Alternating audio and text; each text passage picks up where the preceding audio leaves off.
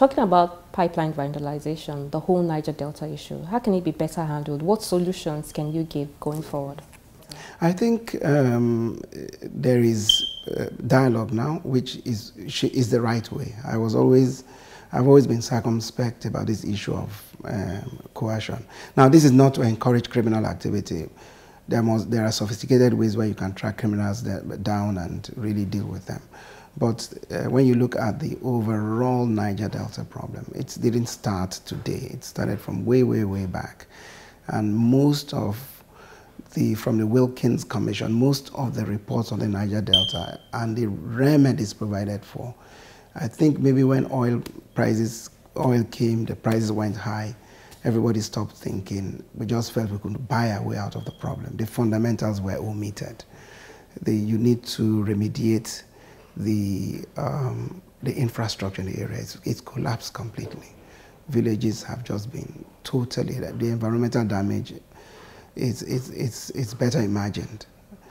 I think UNEP has started a cleanup in Ogoni, and they've told us it's going to take 25 to 30 years. So that just gives you an idea of the extent of damage. And Ogoni, within the context, is a subset of what's happening in the other parts of the Niger Delta. So it can only be a function of dialogue. Then you need to get the people a bit more involved in the activities. Part of their grouse is, it's more like we stay here and other people are exploring. You need to. It's only sensible.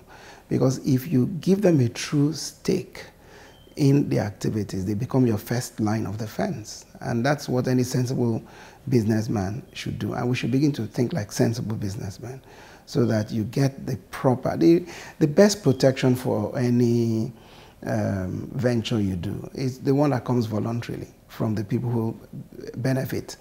And that's why I'm a bit surprised that the elites in Nigeria who have benefited from this oil thing do not see the importance, because it's elite interest that guides most societies. I'm surprised that they haven't come together the way they should to once and for all deal with the Niger Delta problem. That place is so militarized, it's incredible. It needs to be demilitarized. And there are so many weapons there. You have to find a way of doing some kind of disarmament program and all that. And then a lot of retraining needs to be done as well. Lots of people have lost their traditional means of livelihood. So between that and militancy, there's very little. So you have to give them alternatives. It's solvable. It's really solvable. And in any case, oil has lost its pride of place in the world economy.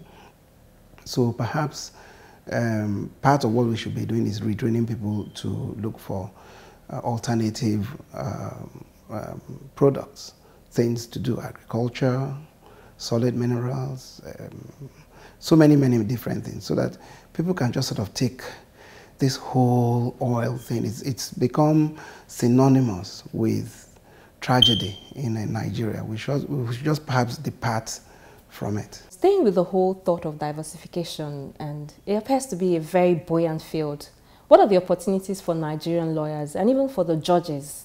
Are they well equipped to handle some of the cases that we're seeing from this whole issue? It will play out phenomenally well, because there's hardly any area of human endeavor that you don't find a law needed. There's none. In fact, I can't think of any and all that. So once you find a new growth area, it presents opportunities to lawyers. I mean, power companies, our privatization model was taken from India.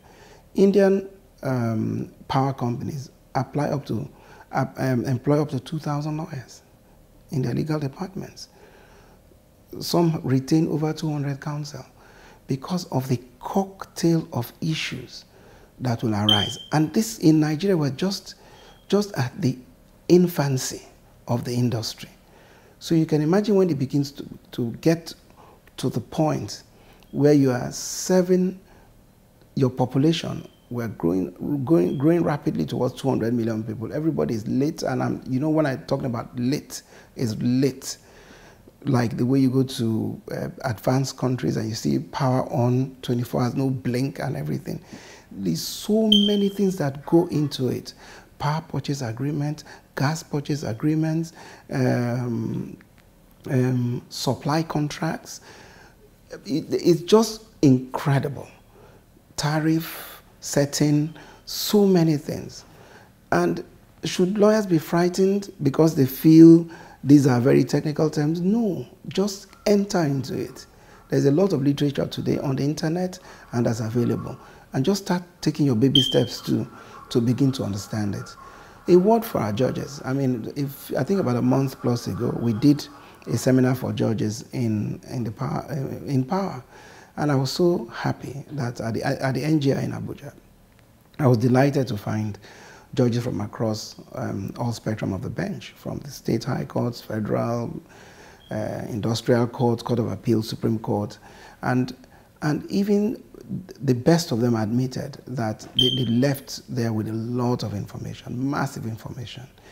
Because for as long as the law is active, there will be judges to adjudicate on them. And you cannot let one system run away from you, the adjudicator. So judges too, there's a lot to learn, a lot to understand.